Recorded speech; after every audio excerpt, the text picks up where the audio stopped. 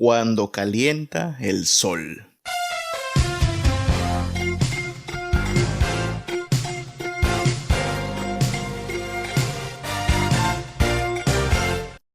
Si pensaste que íbamos a hablar de la vida de Luis Miguel o de la segunda temporada de la serie de Luis Miguel, yo siento decepcionarte, pero no, hoy no vamos a hablar de este personaje. Sin embargo, el título de esta canción sí hace referencia al tema que hoy vamos a considerar. Cuando calienta el sol. Voy a aprovechar este episodio para recomendarte un libro. Hay un libro muy bueno que quisiera que pudieras leer cuando tengas oportunidad. Es un libro que nos puede ayudar a entender lo que Dios quiere hacer en nuestra vida una vez que viene a obrar con su poder y con su evangelio. Claro, el libro por excelencia para mostrarnos lo que debemos creer y cómo debemos obrar es la Biblia, la palabra de Dios. Pero es un hecho que Dios bendice a su iglesia con maestros que nos ayudan a entender la palabra misma del Señor con sus enseñanzas, con sus predicaciones, con sus recursos. Ese es el caso del libro que te recomiendo. El libro se llama ¿Cómo cambia la gente? El autor de este libro es un hermano llamado Paul Tripp.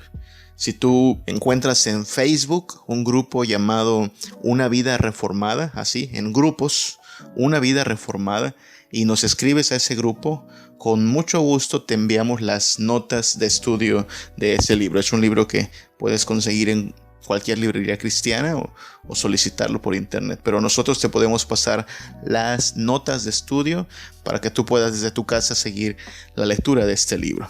Entonces, ¿qué tiene que ver esto con Cuando calienta el sol?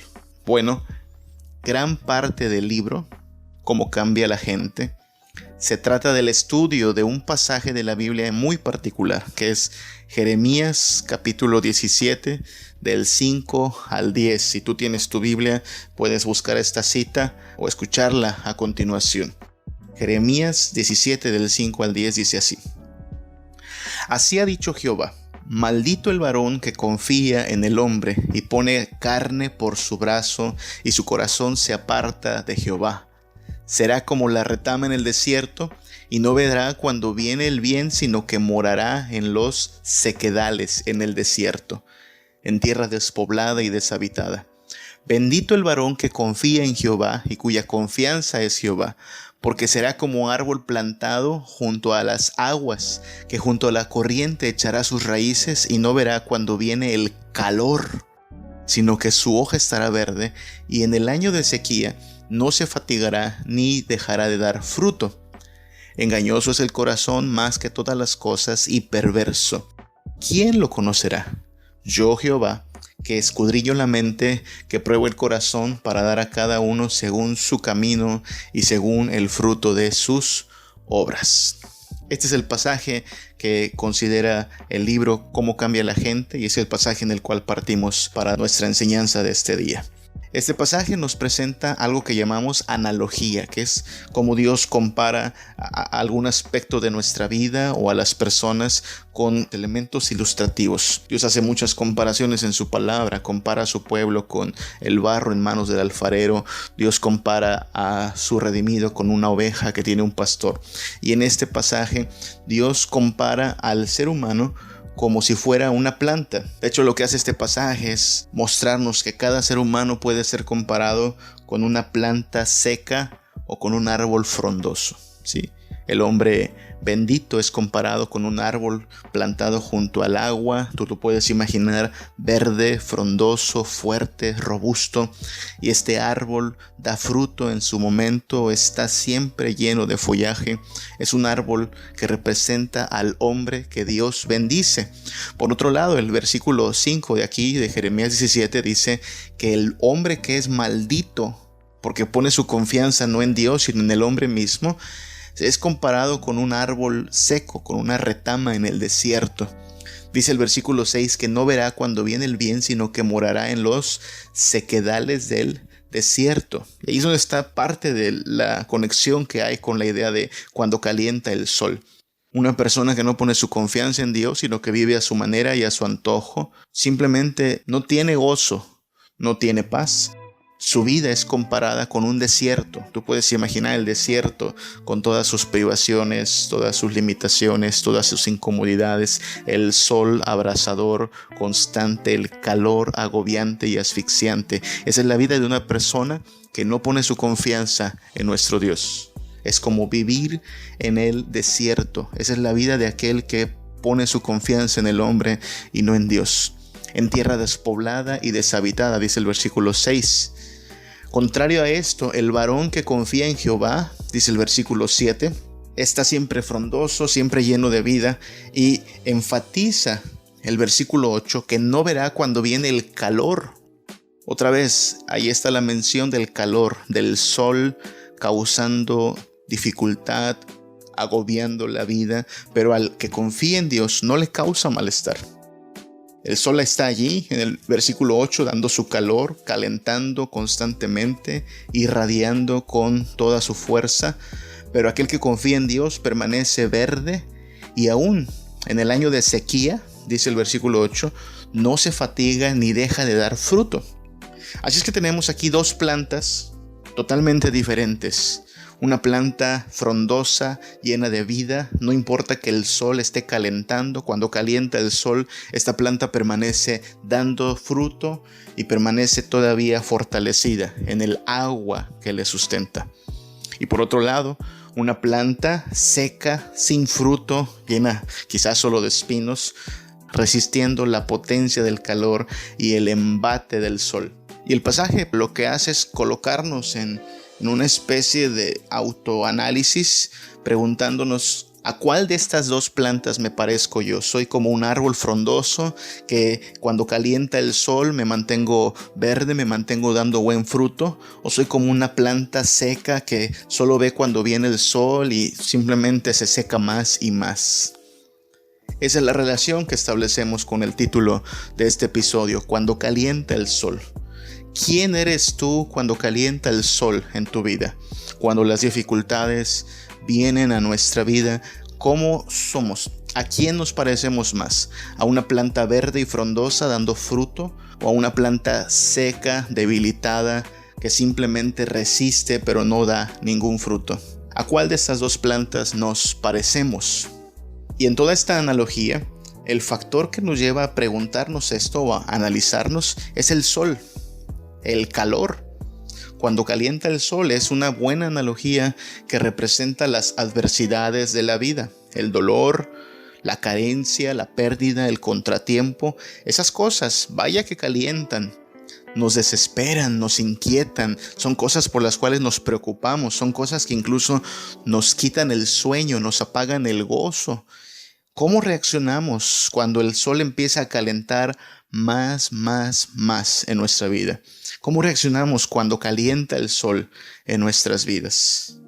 Porque estas dificultades, la enfermedad, la carencia, el contratiempo y todas las demás que pudiéramos enumerar, no solo nos son incómodas, es un hecho que sufrimos cuando experimentamos el calor de la vida. Causan dolor, causan frustración. Pero algo que hay que aceptar y darnos cuenta es que cuando experimentamos el calor, no solo sufrimos, también pecamos. Las dificultades de la vida no solo nos causan sufrimiento, sino que nosotros además reaccionamos muchas veces a ellas de manera pecaminosa.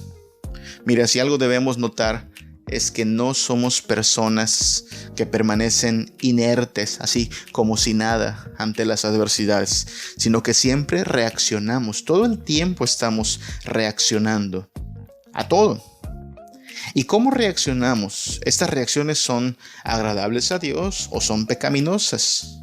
Por ejemplo, cuando nos llama el patrón para decirnos que por los problemas de la empresa ya no pueden renovar nuestro contrato y que van a prescindir de nuestro trabajo, uno no permanece como si nada, uno reacciona. ¿Y cómo reacciona? O cuando llevamos horas en la fila del banco o en la fila del hospital esperando que nos atiendan y ya pasó el tiempo, pero simplemente vemos que no avanza la fila. ¿Cómo reaccionamos? Claro que es incómodo, claro que es una aparente pérdida de tiempo, pero uno no permanece como si nada, uno reacciona. O cuando nuestros hijos nos hacen pasar una de aquellas vergüenzas ante las personas, una vergüenza en público porque no dejan de hacer su berrinche, uno reacciona ante eso, no se queda como si nada. ¿Y cómo reaccionamos? Cuando ves que tu vecino pudo renovar su sala y su comedor y tú apenas tuviste para pagar la renta este mes, ¿cómo reaccionas? No simplemente dices, bueno, el vecino, qué bueno que tiene trabajo. Hay una reacción en nuestro corazón. Hay un fruto en medio del calor. En esos escenarios, con el calor a todo lo que da, calentando y calentando, sufrimos, por supuesto. Nos duele, nos preocupa, nos frustra. Pero así como sufrimos, también pecamos. Ese es el escenario en que pecamos. Reaccionamos con enojo, reaccionamos con amargura, nos quejamos, gritamos, reaccionamos con violencia o con envidia y de muchas otras formas pecaminosas. Aquí es donde la perspectiva que plantea el libro que te recomiendo y lo que estamos tratando de estudiar en este episodio tiene gran parte de su utilidad, porque nos muestra una realidad que si la aceptamos nos va a ayudar a tener paz, pero además nos va a dirigir hacia una línea de acción bien definida para nuestra vida cotidiana. Y se resume así, en esta idea: deja de culpar a las circunstancias. Deja de culpar a las circunstancias. Las circunstancias que enfrentamos, por difíciles que sean, por incómodas que sean, por duras que parezcan, no son la causa de nuestro mal proceder.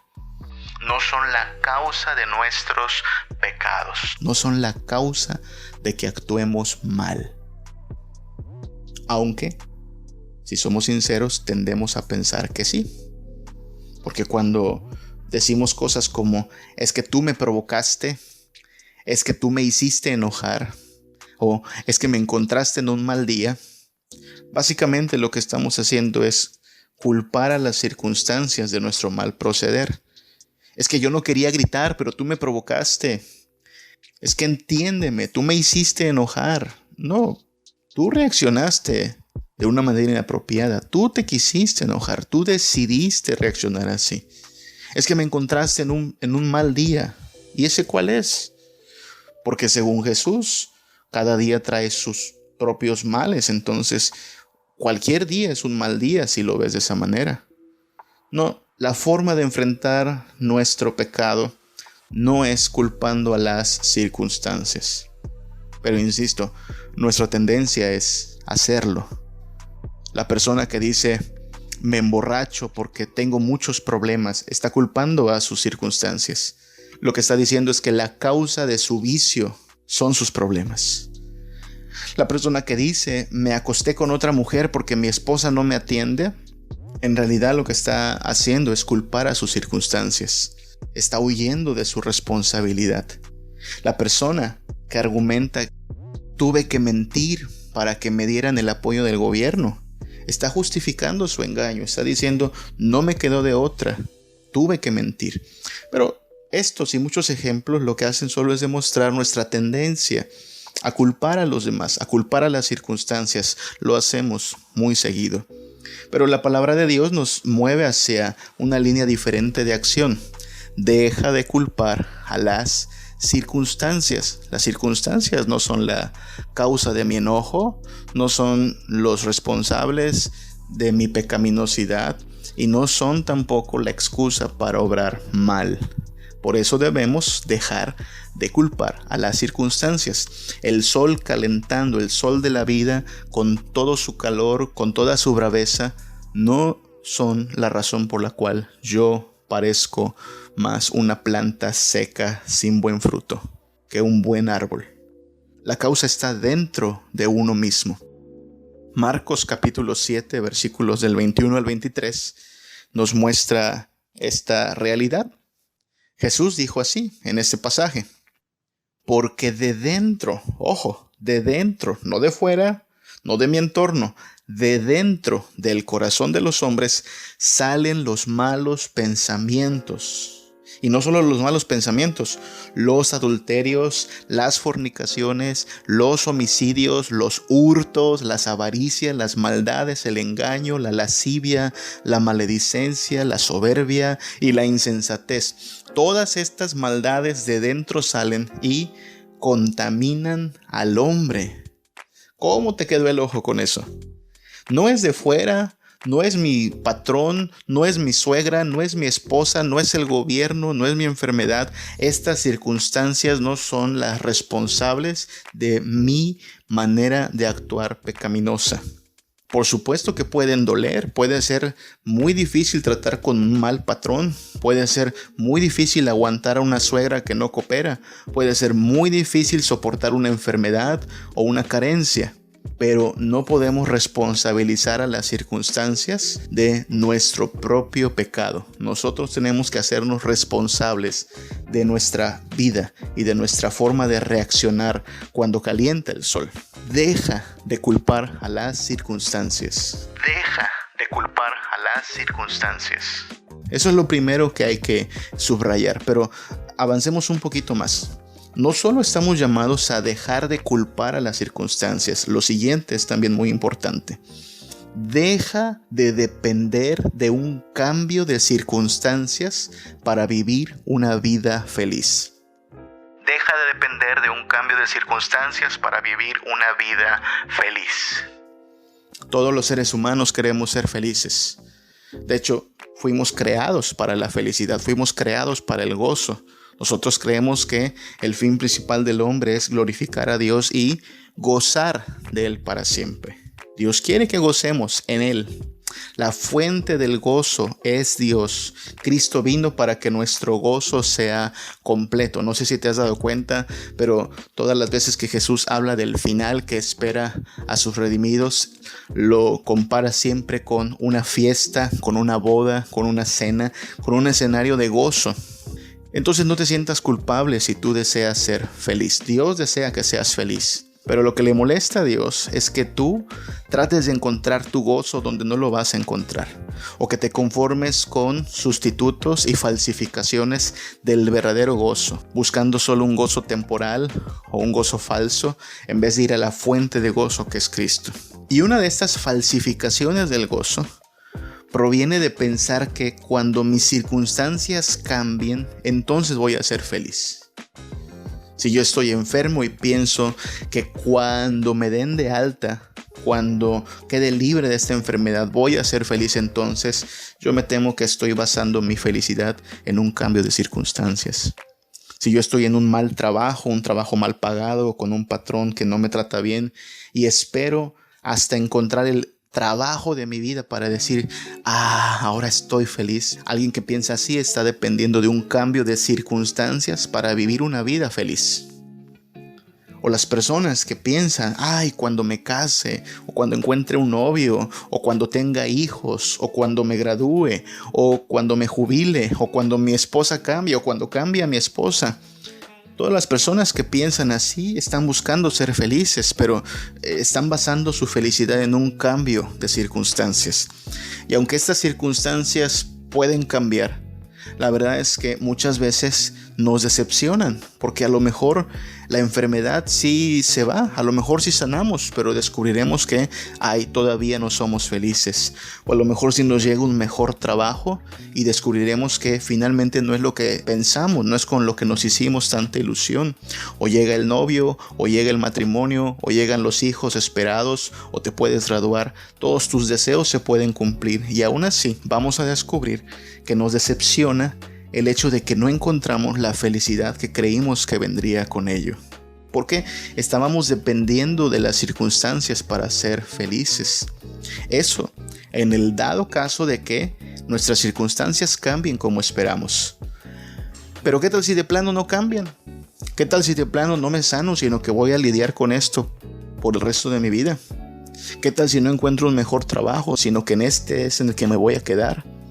¿Qué tal si no me caso? ¿Qué tal si no tengo hijos? ¿Voy a estarme amargando? ¿Voy a estarme complicando la vida, lamentando solo que mis circunstancias no resultaron como yo esperaba? No. Deja de depender de un cambio de circunstancias para vivir una vida feliz. Muchos anhelamos un cambio de circunstancias, pero Dios está ocupado en cambiar no a las circunstancias, sino a las personas. De este lado de la historia, Dios no está cambiando las circunstancias, sino a las personas. En la eternidad es donde nuestras circunstancias cambiarán rotundamente. El enfermo verá que tiene un cuerpo resucitado, que ya no experimentará la muerte. El triste y abatido encontrará consuelo eterno, habrá gozo permanente. Sí hay un cambio de circunstancias en el plan de Dios, pero no hemos llegado a esa fase. Estamos en la fase donde Dios está cambiando a las personas principalmente.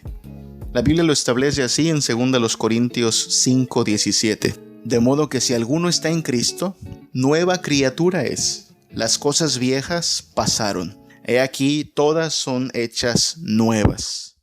¿Viste eso? Cuando tú estás en Cristo, cuando Cristo viene a tu vida, Él te hace una nueva criatura. Él te está cambiando a ti, haciendo que las cosas de tu vida antigua pasen y que todas sean hechas nuevas en tu vida. Tú eres una nueva criatura. Tus circunstancias, de hecho, a lo mejor no van a cambiar. El día que tú viniste a Cristo, no te despertaste en el país de las maravillas. Al otro día de que tú entregaste tu vida al Señor, no te despertaste con un empleo nuevo, con una esposa nueva, con una familia nueva. Ahí estaban las mismas adversidades, las mismas dificultades, los mismos problemas, pero lo que había cambiado es que ahora tú eras una nueva criatura. Y desde entonces lo que está haciendo Dios es transformarte en medio de las pruebas, a pesar de las pruebas, muchas veces sí cambiando las circunstancias, pero muchas veces dejándolas igual, porque lo que está haciendo es cambiar nuestra vida. Romanos capítulo 12, versículo 2 nos llama a no conformarnos al molde de este mundo, sino que seamos transformados por la renovación de nuestro entendimiento para que comprobemos cuál sea la buena voluntad de Dios, agradable y perfecta. Nuevamente, lo que está haciendo Dios no es transformar nuestras circunstancias, sino renovar nuestra manera de pensar, nuestro entendimiento, para que nosotros nos movamos en la voluntad de Dios, que es agradable y perfecta. ¿Te das cuenta de lo constante que es este pensamiento?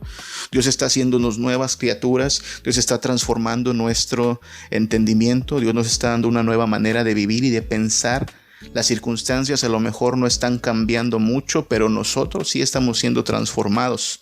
Efesios 4, 22 al 24 dice: en cuanto a la pasada manera de vivir, despojaos del viejo hombre, la vieja vida, la vieja naturaleza, despojaos, porque está viciado conforme a los deseos engañosos, y renovaos, dice Pablo, renovaos en el espíritu de vuestra mente y vestíos del nuevo hombre creado según Dios en justicia y santidad de la verdad.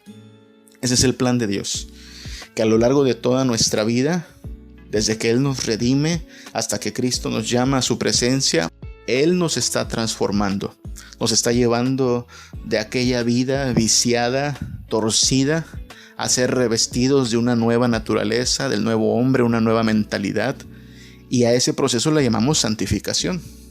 Pues bien, la santificación no depende de un cambio de circunstancias.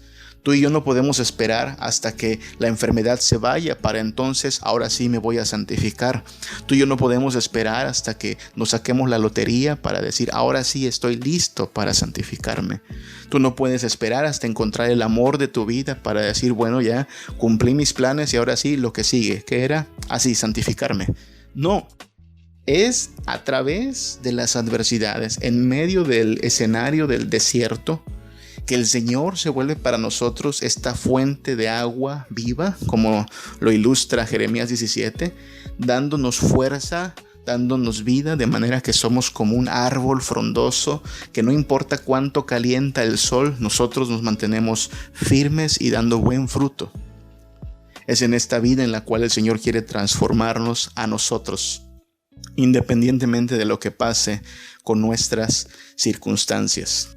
Entonces, por favor, deja de culpar a las circunstancias y deja de depender de un cambio de circunstancias para vivir una vida feliz. No te parezcas a una planta seca y sin fruto en el desierto. Mejor busca ser como este árbol frondoso que no importa cuánto calienta el sol, se mantiene firme y bien nutrido del agua de vida que es Cristo. Ahora, quiero invitarte a que vayas a otro pasaje en la Biblia que ilustra la forma de reaccionar ante el calor de la vida que Dios no espera de nosotros. Es un buen ejemplo de lo que no debemos hacer si somos parte del pueblo de Dios. Ese pasaje es Números capítulo 11. Te invito a buscarlo en la Biblia o ir siguiendo nuestra lectura, pero si lo puedes leer en casa, mucho mejor. Números 11 nos muestra un episodio de la vida de Israel.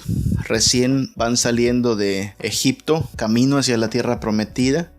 Uno podría esperar que después de ver todo el poder de Dios actuando para liberarlos por medio de 10 plagas, después de ver el mar abriéndose para que ellos pasen en seco y escapen así del ejército de Faraón, que por cierto quedó ahogado por el mismo poder de Dios, uno espera que el pueblo de Israel vaya alegre, cantando, celebrando que Dios está con ellos y se encuentren bastante confiados en que el Señor les ha de llevar sanos y salvos a la tierra prometida. Pero tristemente, decepción, Números 11 nos muestra un pueblo que, aunque ha visto ya las maravillas del poder de Dios, no procede en confianza y no procede en obediencia, sino en la queja, en la amargura y la desesperación.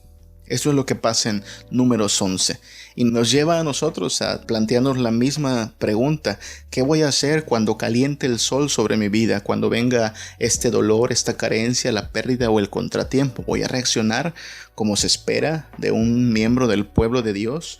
¿O voy a reaccionar como alguien que pasa por alto todo lo que Dios ha hecho, desconfiando y llenándome de afán y de ansiedad? ¿Qué pasa en Números 11? Bueno, vamos a leer poco a poco. Dice el versículo 1 de Números 11: Aconteció que el pueblo se quejó a oídos de Jehová, y lo oyó Jehová, y ardió su ira, y se encendió en ellos fuego de Jehová, y consumió uno de los extremos del campamento. Desde el primer versículo ya empezamos mal. El pueblo se quejó a oídos de Jehová. ¿Cómo reaccionamos cuando calienta el sol? Una de las reacciones más comunes es la queja. Y tú puedes ver aquí al pueblo de Dios quejándose. Lo primero que hacen es quejarse. A oídos de Jehová, enfatiza el versículo 1. Cuando pensamos en pecado, no sé qué venga a tu mente, pero generalmente colocamos a nivel de pecado las cosas que nos parecen así feas, sucias, perversas, no sé, pecados que parecen grotescos. Pensamos en algo perverso, algo sucio, algo macabro, pecado. Suena a algo que debe ser muy malo. Y muchas veces no colocamos en categoría de pecado algo que hacemos comúnmente, que es la queja. Pensamos que, bueno, Dios debe enojarse cuando alguien blasfema. Dios debe enojarse cuando alguien roba, especialmente si roba mucho. Dios debe enojarse cuando alguien viola a una persona. Está bien que Dios se enoje. Pensamos que Dios debe actuar castigando al que peca de estas maneras. Pero estoy casi seguro que no pensamos así de la queja. No vemos la queja como un pecado grave. Y es que todos nos quejamos. Muchos nos quejamos. Nos quejamos de muchas cosas. Nos quejamos cada vez que se puede, cada vez que encontramos algo que no nos gusta.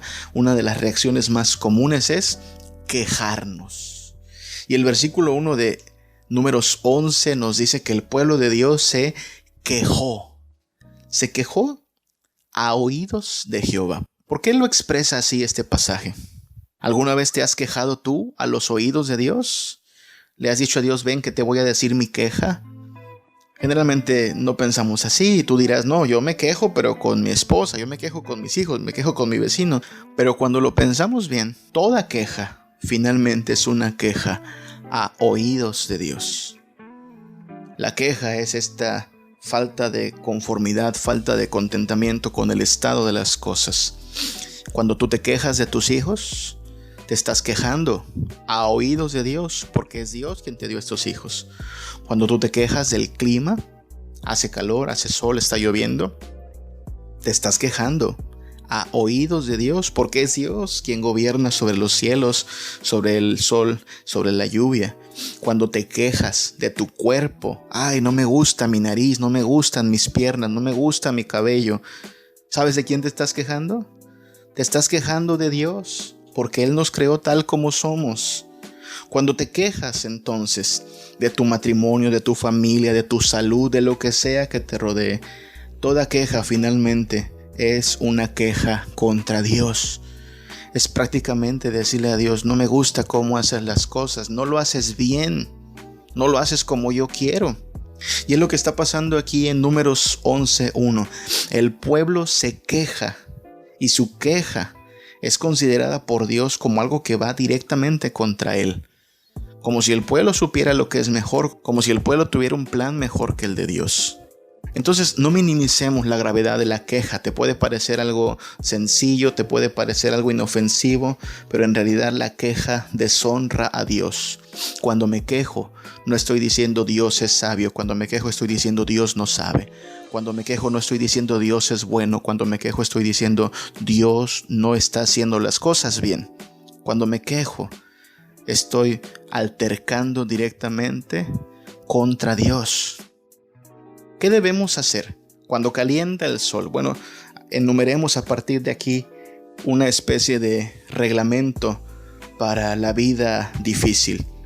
Reglamento para cuando calienta el sol. Cuando calienta el sol, cuando vienen las adversidades sobre nuestra vida, cuando se ponen difíciles las cosas, no me quejo. Cuando calienta el sol, no me quejo. En vez de eso, doy gracias. Dice Filipenses 4:6, por nada estéis afanosos, sino sean conocidas vuestras peticiones delante de Dios en toda oración y ruego con acción de gracias. El pueblo de Dios no está llamado a alimentar la queja, sino a alimentar la gratitud. Quejarse es fácil.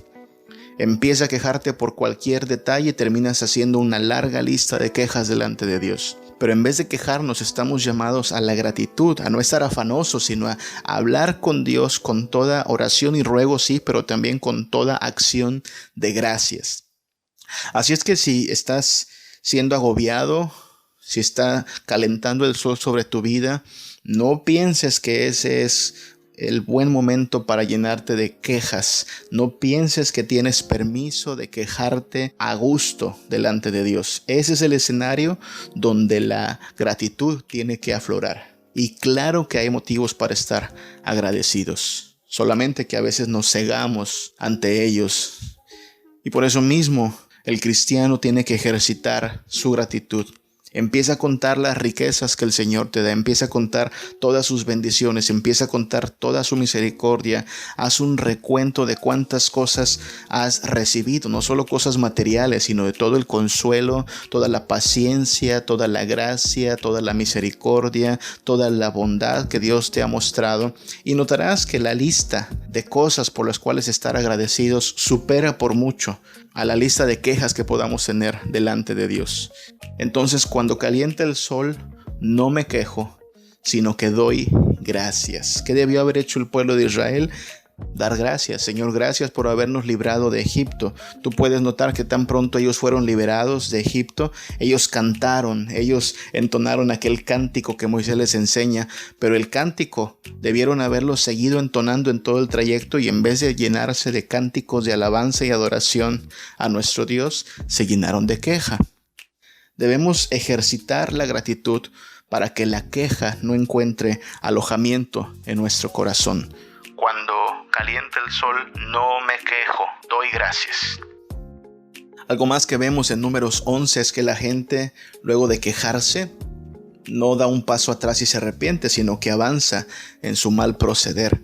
Dice el versículo 4 que la gente que se mezcló con ellos tuvo un vivo deseo, y los hijos de Israel también volvieron a llorar y dijeron: ¿quién nos diera a comer carne? Hay una mención aquí a la gente extranjera que se mezcló con ellos. Tal parece que el pueblo de Israel le dio cabida en sus filas a egipcios que se unieron a ellos cuando salieron de Egipto. Y eso es parte de la promesa de Dios. Dios hace habitar en su pueblo al extranjero. Nosotros mismos, los mexicanos, los latinos, somos parte del pueblo de Dios, aunque no seamos judíos, porque la promesa es que en Abraham serán benditas todas las naciones. Así es que desde aquí ya vemos a Dios permitiendo que a su pueblo entre aún el extranjero y dándole lugar para ser considerado su pueblo. Pero estos extranjeros, en vez de aprender a honrar a Dios, lo que hicieron fue contagiar su mala actitud. Y entonces, cuando te das cuenta, en Números 11, la gente ya está quejándose en coro. Y no solo quejándose en coro, dice el versículo 4, que lloraron. ¿Y cuál es la causa de su llanto? Un deseo, un antojo. Ellos quieren comer carne.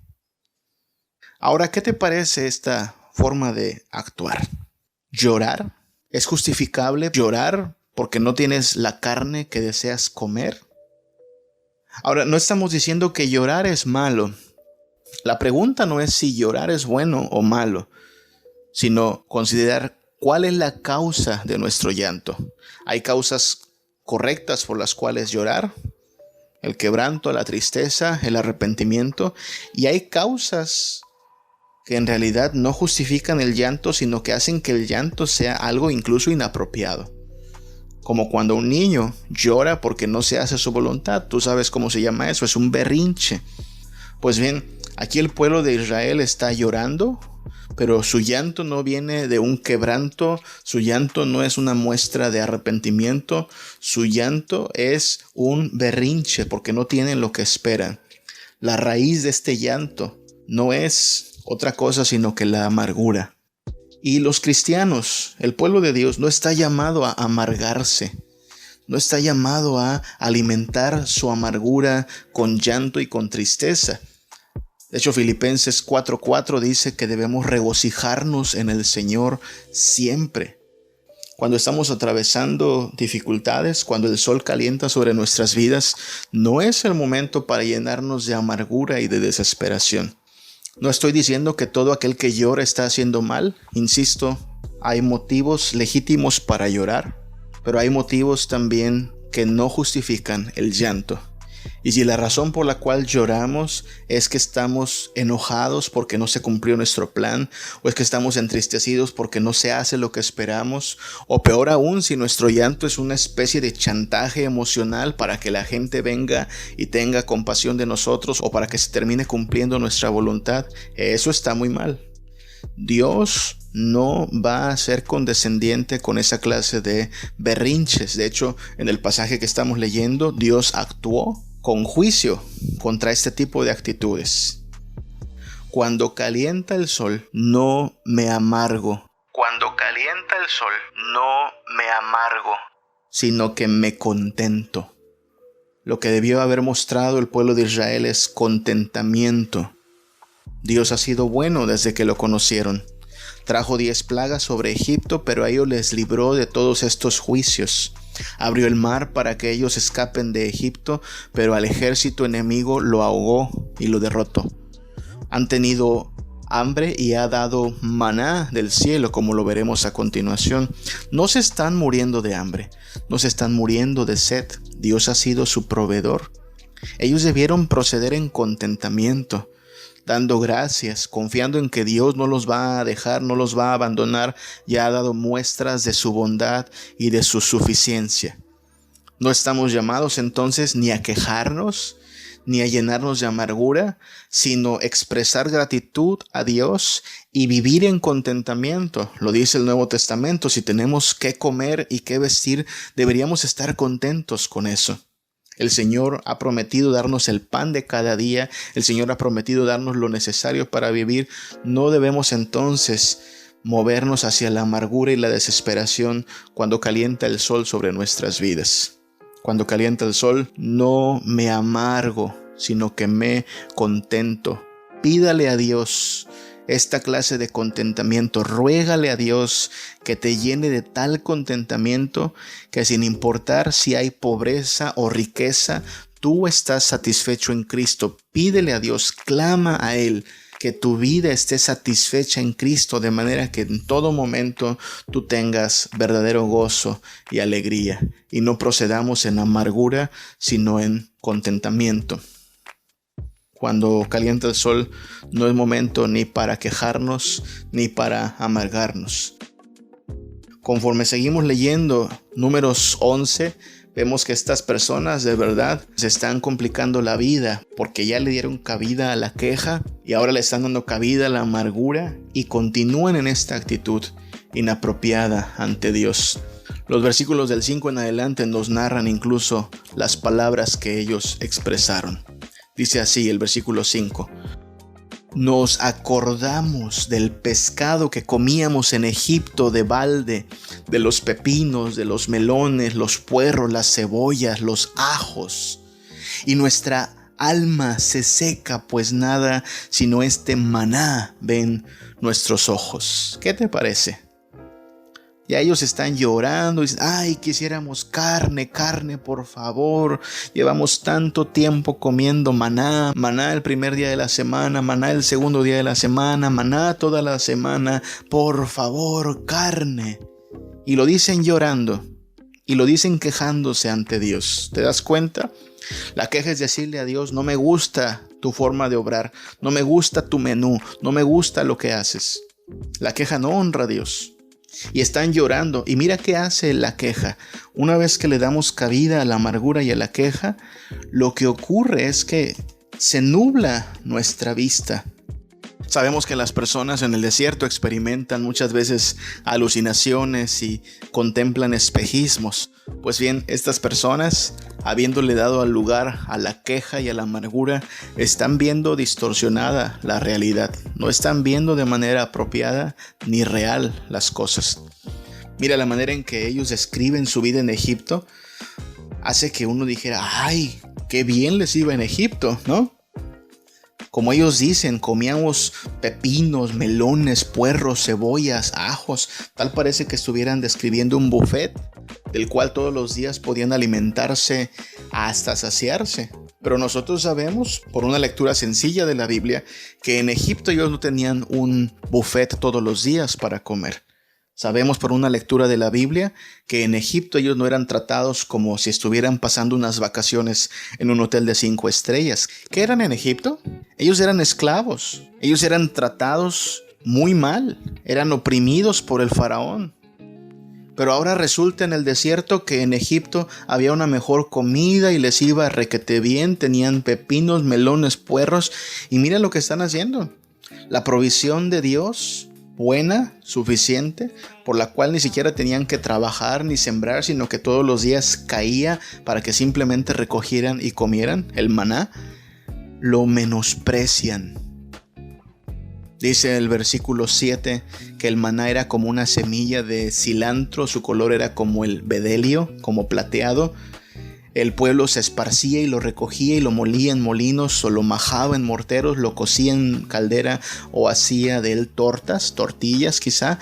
Su sabor era como sabor de aceite nuevo. No se oye tan mal, no se oye como algo asqueroso. Dios no les está dando a comer algo asqueroso, no sabe a popó, no sabe a algo podrido. Les está dando a comer algo bueno, que los puede saciar, que no es difícil de conseguir, que no escasea, sino que es suficiente. ¿Pero qué están haciendo ellos? Habiéndole dado lugar a la queja y habiéndose llenado de tal amargura que ahora están llorando. Según el versículo 10, están llorando por familias. Ahora lo que ha pasado es que llegan a la exageración. Exageración. ¿Alguna vez has exagerado? Todos lo hemos hecho. Cuando las cosas se ponen mal, cuando alguien actúa mal contra nosotros, una de las formas en que nos desquitamos es exagerando. Ay, esto que hiciste nunca se me va a olvidar. Me trataste muy mal. Ay, este es el peor dolor de mi vida. Exageramos las cosas, sacamos la realidad de sus proporciones correctas y tendemos a maximizar nuestro dolor, a maximizar nuestra frustración, a hacer más grandes los problemas. Y lo único que logramos es ahogarnos en ellos. Y la queja se vuelve todavía mayor y la amargura se vuelve todavía peor, porque hemos cedido a una visión equivocada y distorsionada de las cosas. La regla debiera ser esta: cuando calienta el sol, no me quejo, no me amargo, no hago dramas. ¿Qué está haciendo Israel aquí? Está haciendo un drama. Al exagerar, al sacar las cosas de su medida correcta y de su proporción real, están exagerando. Y muchos de nosotros hacemos eso y no nos va a llevar por buen camino. Nosotros necesitamos no una visión distorsionada, sino una visión real de las cosas. Duele, sí duele, y lo podemos aguantar. Me lastimaron, sí me lastimaron, pero yo no confío en el hombre. Estoy atravesando dificultades, sí estoy atravesándolas, pero son soportables. Considerar las cosas en su medida correcta y no exagerarlas es mejor que dar lugar al dramatismo y entonces llenarnos de llanto y queja y más afán y más ansiedad. Siempre acabamos mal. Cuando calienta el sol, no me quejo, no me amargo, no hago dramas. Cuando calienta el sol no es un buen momento para hacer un drama, sino todo lo contrario. Es un buen momento para autopredicarnos. Todos los cristianos estamos llamados a recordarnos una y otra vez que nuestro bien mayor, que nuestro amparo y fortaleza es Dios. Lo sabemos quizá de memoria por algunos versículos o himnos, pero es en el momento en el que el sol está calentando con toda su fuerza sobre nuestras vidas que más tenemos que apropiarnos de las realidades del Evangelio. No quejarme, sino dar gracias, no amargarme, sino contentarme, no hacer dramas, sino autopredicarnos el Evangelio. Es lo que hace el Salmo 103 del 1 al 5. Bendice alma mía a Jehová y bendiga todo mi ser su santo nombre. Ahí está la persona hablando consigo misma. Alma, no hagas dramas, no te quejes. ¿Por qué estás triste, alma? ¿Por qué te abates, alma mía? Bendice a Jehová y no olvides ninguno de sus beneficios. Y este salmo es muy bonito porque lo que hará a continuación esa persona es recordarse a sí misma los beneficios que recibe de Dios. Él es quien perdona tus iniquidades, Él es el que sana tus dolencias, Él es el que rescata del hoyo tu vida, Él es el que te corona de favores y misericordias, el que sacia de bien tu boca, de modo que te rejuvenezcas como el águila. Esta persona está predicándose a sí mismo el hecho de que Dios es suficiente para estar tranquilos y confiados. Es como si me dijera a mí mismo: hey, bájale 2 rayitas a tu drama. No es momento de llenarse de angustia y desesperación. No te quejes, no te amargues, no hagas dramas.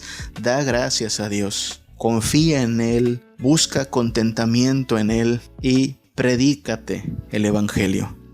No fuiste llamado por un Dios débil, no fuiste llamado a una vida miserable. Lo que Dios te está prometiendo es nada más y nada menos que el gozo eterno. Israel está viendo distorsionada su realidad, como si Dios les hubiera sacado de algo muy bueno a algo muy malo, como si Egipto hubiera sido el mejor escenario para vivir y ahora ellos estén camino hacia el peor escenario para pasar el resto de sus vidas. Y es todo lo contrario. Egipto era un lugar de esclavitud, de muerte y de miseria, y el Señor los ha rescatado de allí para llevarlos a una tierra prometida que fluye leche y miel.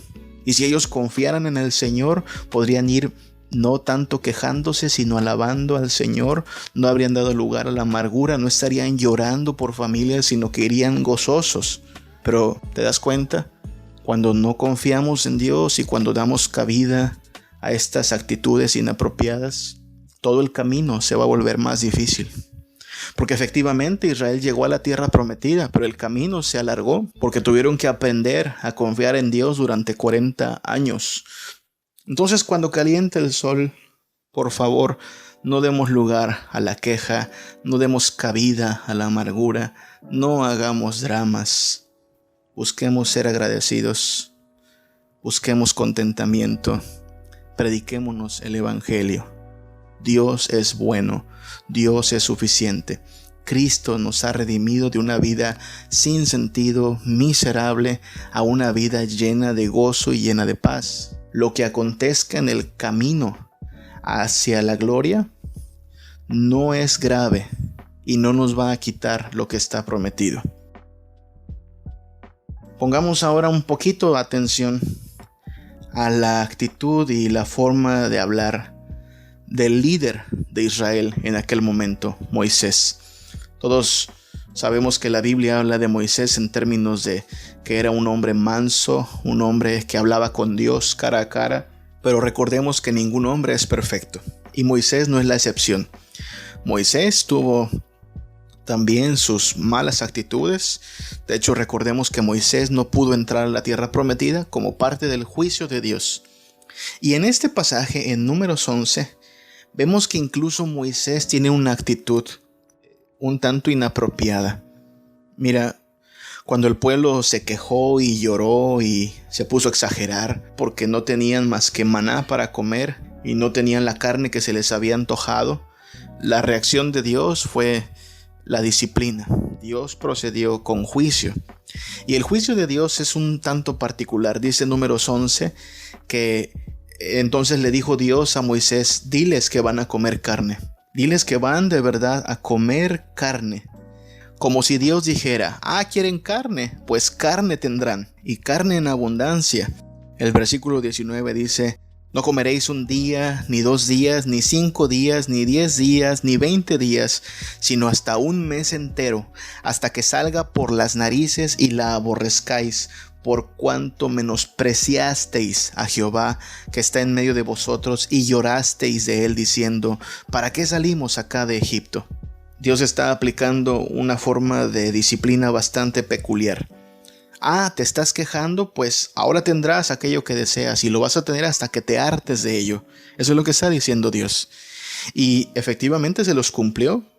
Comieron tanta carne que se hartaron de ella. Pero cuando Dios le comunica a Moisés su plan de darle a Israel carne hasta que se harte de ella, Moisés lo hace personal. Y en el versículo 21 hasta le reclama a Dios, Moisés. Le dice: mira, 600,000 de a pie es el pueblo en el cual yo estoy. Y tú dices: les daré a comer carne y comerán un mes entero. En otras palabras, lo que está diciendo Moisés es: son muchísimos, Señor, 600,000 personas estoy dirigiendo. ¿Cómo se te ocurre decir que les voy a dar carne? Versículo 22.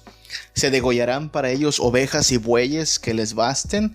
¿O se juntarán para ellos todos los peces del mar para que tengan abasto? Nota la actitud de Moisés. Por un lado, es justificable que él se preocupe. Finalmente, él fue el líder puesto por Dios. Pero en todo este camino, no ha sido Moisés el que ha tenido la estrategia perfecta, sino Dios. Es Dios quien tuvo a bien mandar las plagas. Es a Dios a quien se le ocurrió abrir el mar para que su pueblo atraviese y sea librado de la muerte. Es a Dios al que se le ocurrió hacer llover maná. Quien sirve el desayuno todos los días no es Moisés, es Dios.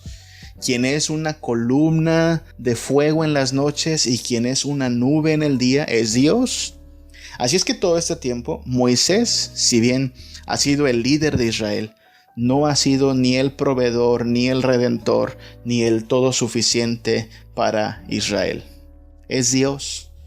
Su actitud, en todo caso, es una actitud de autoconfianza. Él dice: ¿de dónde voy a sacar para alimentarlos? ¿De dónde voy a sacar para que se sacien? Ni aunque matemos a todas las ovejas y a todos los bueyes, ni aunque traigamos todos los peces del mar. Y es donde Dios lo calma un poquito y le dice: a ver, Moisés. Mira lo que dice el versículo 23. Entonces Jehová dijo a Moisés: ¿acaso se ha acortado la mano de Jehová? Ahora verás si se cumple mi palabra o no. Dios está recalcándole con palabras muy sencillas pero directas. La mano de quién es la que está dirigiendo este pueblo. Y no es tu mano, Moisés, es mi mano. La palabra de quién es la que se está cumpliendo en este pueblo, y no es la palabra de Moisés, es su palabra del Dios Todopoderoso. ¿Qué está teniendo Moisés? Pues junto con todos los problemas que tenía que enfrentar como líder, se está llenando más de autoconfianza. Su preocupación es: ¿cómo le haré yo? ¿De dónde sacaré yo los recursos? ¿De dónde encontraré yo la comida? Ahora me sale Dios con que les va a dar carne. ¿De dónde conseguiré carne? Y no es el momento para que Moisés se llene de autoconfianza. No es el momento para que Moisés se haga el hombre fuerte. Es el momento para que Israel aprenda a confiar en Dios. Hay una palabra que se pone de moda de pronto en la cultura, y es la palabra empoderamiento. Ahora todos buscan empoderarse. Hablamos de empoderar a la mujer, de empoderar a la juventud, empoderar a una iglesia. Y sabes, aunque la palabra no es en sí mala, creo que es inapropiada. Cuando hablamos de la vida cristiana no consiste en un empoderamiento. Dios no nos está llevando a empoderarnos como si se tratara de llenarnos de autoconfianza, de autosuficiencia. De hecho, es todo lo contrario. Cuanto más crecemos en Cristo, tenemos menos confianza en nosotros mismos. Cuanto más crecemos en Cristo, tenemos menos esta sensación de yo puedo, yo soy lo máximo, yo tengo la respuesta. La vida cristiana es aprender a confiar en Dios, y viene acompañada de humildad y viene acompañada de mansedumbre.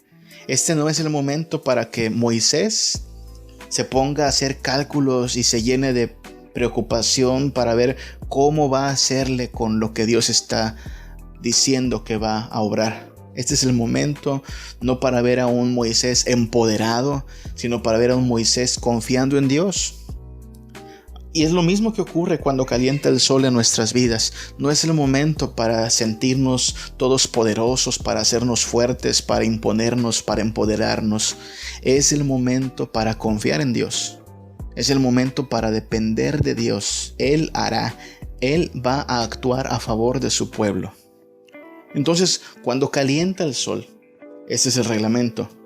No me quejo, no me amargo, no hago dramas, no me empodero. Cuando calienta el sol, lo mejor que podemos hacer es dar gracias, ejercitar la gratitud, ejercitar el contentamiento, autopredicarnos el evangelio y confiar en Dios. No me quejo, no me amargo, no hago dramas, no me empodero. Confío en Dios, agradezco, me contento, me predico y el Señor hará su voluntad. Básicamente de eso se trata la vida cristiana, de crecer en confianza en nuestro Dios. Confiar en que Dios es bueno, confiar en que Dios es suficiente. Nos ha traído todo el camino desde que nos llamó de las tinieblas a su luz admirable, nos ha sostenido, nos ha guardado, nos ha provisto. Nuestra vida pasada de ninguna manera era mejor que la vida presente. Ya estuvimos allá, ya fuimos esclavos, ya experimentamos la miseria y nada de eso nos sació. Volver atrás no es una opción de ninguna manera.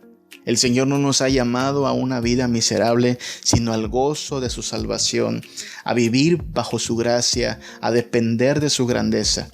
No vamos a quejarnos, no vamos a amargarnos, no vamos a hacer dramas, ni mucho menos vamos a buscar llenarnos de autoconfianza.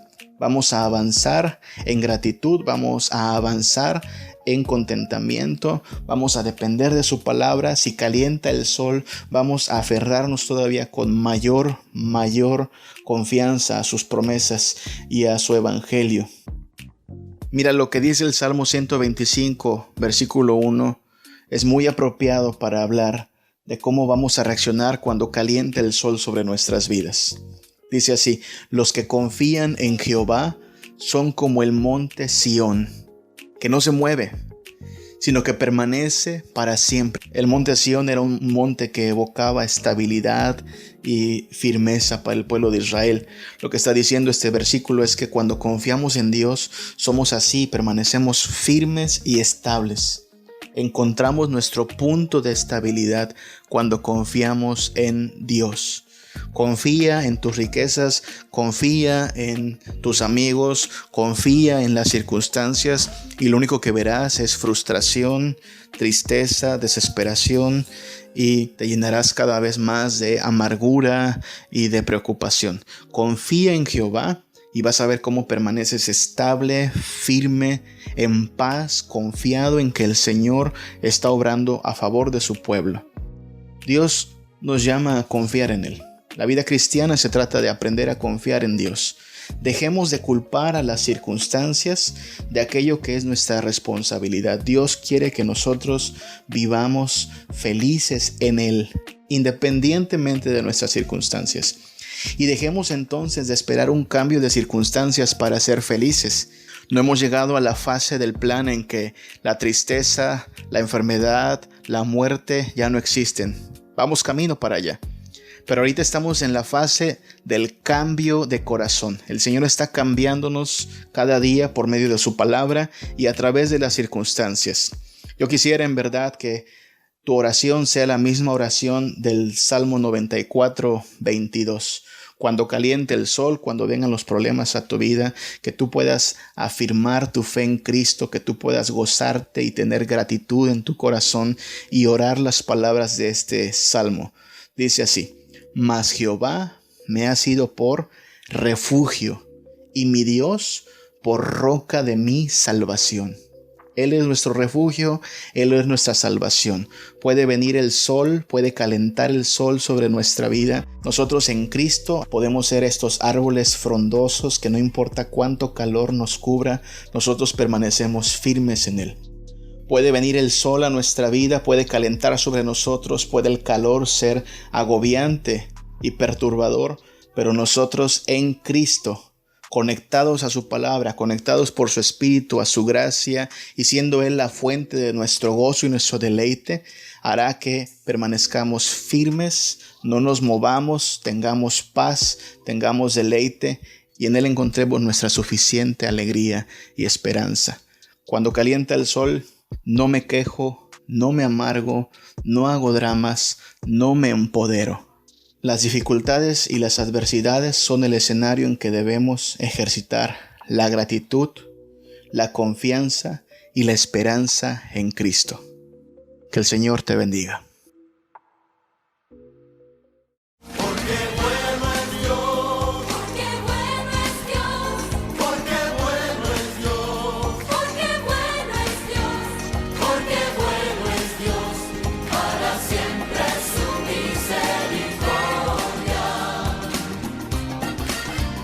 Porque bueno.